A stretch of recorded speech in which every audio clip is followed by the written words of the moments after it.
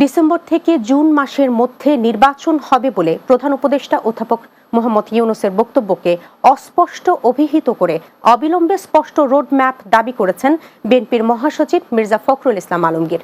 বুধবার সকালে শেরেবাংলা নগরে মহান স্বাধীনতা ও জাতীয় দিবস উপলক্ষে বিএনপির প্রতিষ্ঠাতা সাবেক রাষ্ট্রপতি শহীদ জিয়াউর রহমানের মাজারে শ্রদ্ধা নিবেদনের পর তিনি এসব কথা বলেন।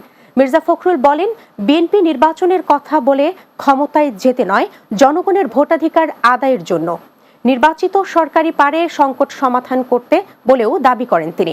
অন্তর্বর্তী সরকার ন্যূনতম সংস্কারগুলো করে দ্রুত নির্বাচনের ঘোষণা দেবেন বলেও আশা করেন তিনি।